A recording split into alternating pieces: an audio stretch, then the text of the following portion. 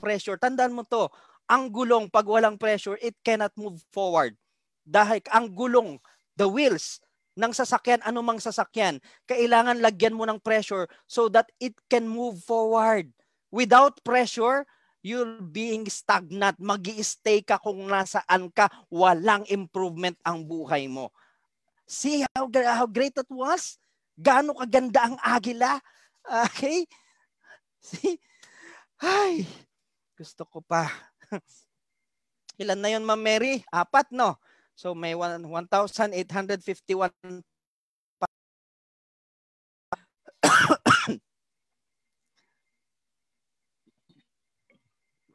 sa sunod na last. Okay, dito nyo pa kasi ako yan. Marami naman sa inyo alam naman siguro to. This is a desktop. Desktop. What composes of desktop? The screen. You have the CPU where kung nasa ng program end ngayon. Okay? Walang ilalabas yung screen, okay, na hindi nakaprogram sa CPU. Saan ba yung CPU? Ito. Walang ilalabas sa okay. Hala, may nagpapa-admit pa. Pakinig ha. That is exactly our life right now. Wala kang ipapamuhay na hindi nakaprogram dito. This is our CPU, our mind. Okay? So wala kang ipapamuhay na hindi nakaprogram dito. That's why kapatid, mag-ingat ka ano ang ilalagay mo rito. Dahil lahat ng ilalagay mo rito, yun ang ipapamuhay mo. Pag inisip mong mahihirap, mahihirapan ka talaga. Pag inisip mong hindi mo kaya, hindi mo talaga makakayanan. Naintindihan nyo yon? Ganon ka-importante kung ano ang ipapasok nyo dito sa utak nyo. Yan. Kaya tignan ng mga utak nyo, tignan nyo yung mga buhay nyo. Yan. Kasi iniisip mo, ganito lang talaga kami. That's why there's no room for improvement. Tinuldukan mo na. Ang tawag dyan, virus. Or probably mga kapatid, siguro bakit hindi tayo naintindihan ko minsan? Pag sinasabi natin, this is our dreams, this will happen to my life, hindi tayo maintindihan ng mga kaibigan natin. You know why? Probably magkaiba kasi ang programa ng utak nyo. Katulad ngayon, karamihan ginagamit sa CPU ngayon, anong program? Windows 10. Ngayon, pag sinabi mo sa iyo, sinabi mo sa kanila, ito pangarap ko matutupad ito in 5 years, malaki na bahay ko, marami akong sasakyan, I can travel around the world, pinagtawanan ka, dapat matuwa ka. Bakit? Kasi baka Windows 2 lang yung gamit niya. Hindi ka talaga nila maiintindihan because yung program mo iba na. Or probably meron sa inyo dito hindi pa rin naintindihan. Kapatid, naintindihan kita. Bakit? Baka obsolete na yung program mo. Kaya hindi mo na kami maintindihan. That's why we can dream what we want kasi nga walang limitasyon. Bakit hindi mo maintindihan yun? Okay? Or probably, pareho tayo ng programa, yun nga lang, may virus ka na. Okay? Bukod doon sa virus sa program mo, baka COVID. Wag naman sana ha. Panalangin natin wag. Pero alam nyo ba, bakit kuminsan naghihirap tayo? Dahil sa virus na inilagay natin dito. Alam nyo ba na tayo'y anak ng Diyos? And God knows everything. And God can bless you anytime He wants to. Kaya kang i-bless ni Lord anytime. Kahit ngayon, kaya kang i-bless. Pero bakit kuminsan hindi ka nabibless? Alam mo kung bakit? Masyado ng virus ito. Hindi mo kayang i-absorb yung blessing ni Lord. Yan. Yun yung mahirap sa atin. 'Di ba? Kaya mag-ingat tayo mga kapatid, mga kaibigan. Sa bawat bukas ng mga mata mo, bawat bago ka matulog, kung ano ang nilalagay mo dito sa program mo, tandaan mo to, yan ang ipinapamuhay mo. Instead of thinking of positive things, bakit panay negative ang masyado iniisip natin? Bakit panay negative ang nilalagay natin sa kokote natin?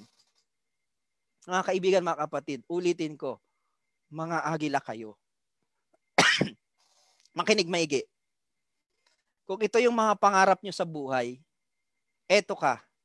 Ano ang solusyon? Bakit hindi mo maabot? Di ba merong 9 self-imposed limitations, yung binanggit ko sa inyo kanina? Excuses, indiscipline, di ba? Nandyan lahat yan. Okay, anong solusyon? It's in the title. Go beyond your limits. Go beyond your limits. Kayo ang naglagay ng limitasyon nyo. Hindi yan kapitbahay mo, hindi yan asawa mo, hindi yan kaibigan mo, hindi yan asawa mo, hindi yan magulang mo. Kapatid, kaya hindi mo nakukuha yung pangarap mo. Ikaw rin ang naglagay ng barrier. Just go beyond your limitation. Yung akala mo hanggang dito ka lang, pero hindi mo alam kaya mong ma-reach ito. Kasi depende sa limitasyon kung ano yung nilagay mo sa utak mo. Just go beyond your limitation. Just go beyond the barrier. Mga kaibigan, mga kapatid, pag matututunan nyo lang ito, kung paano nyo i-program yung utak nyo. Ang computer, pag i-program mo yan o palitan mo ng programa para mas magkaroon ng effect yan. Baka kuminsan hindi functional yung computer mo kasi punong-puno na ng virus. Katulad ng katawan natin, andyan si Sir Sandy. Ako naniniwala doon. Umiwas tayo sa masyadong maraming asukal. Totoo yan, I believe that. Karamihan na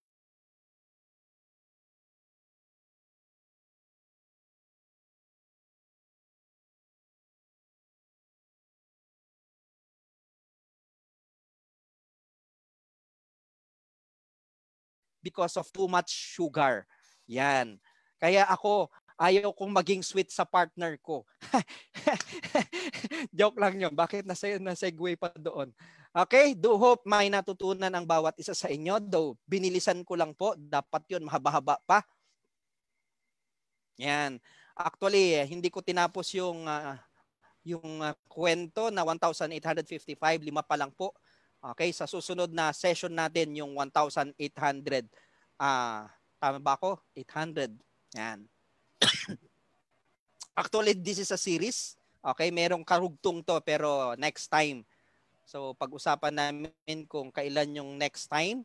Okay, because this is a series. Actually, may karugtong pa ito. Ang ganda ng mga kasunod nito. Yan. Binilisan ko lang po para hindi masyadong gabihin yung iba. Hindi ko alam yung iba kasi baka nasa ibang bansa o yung iba ay mga senior na hindi na pwede sa puyatan. Naiintindihan ko po yan. Kaya medyo binilisan ko. Actually, it will take me around 3 hours. Itong topic na to around 3 hours. Yun nga lang talagang kinonsize ko lang na maiintindihan ng bawat isa. Anyway, thank you guys. Salamat sa pakikinig nyo, sa tiwala nyo sa akin. Though medyo hindi maganda yung pakiramdam ko pero I give it my all. Yan. Sir Bong, maraming salamat po, Sir Bong. Welcome everyone. Yes. Thank you so much, Sir Bong. Welcome. Thank you, Sir Bong. Get well soon po. Thank you, Sir Bong. From Inom po na Supreme, si Supreme. Sir Bong, a million thanks po sa inyo. Sa susunod po yung session, schedule ulit po natin. Yep. Oo. So, thank you, Sir Bong. Sino nga pwedeng kumuha ng screenshot? Ako na lang, Sir Bong, kasi Sige. ako na yung in-administer mo. So, kuha ko ng screenshot dito. Sige. Para maipalaminate natin. Smile. Pwede ba request sa mga hindi naka-online yung kwan? Paki-on naman yung mga camera para sa picture taking. Oo nga. Paki-on naman yung camera. Oo, para kita kayo. Marami kayo natutunan. So, paki-on naman para makita yung inyong magandang mukha. Huwag nyo ikakahiya yung mukha nyo. Ipakita nyo agila kayo. Pag hindi lumabas siya, itik kayo. Tama eh.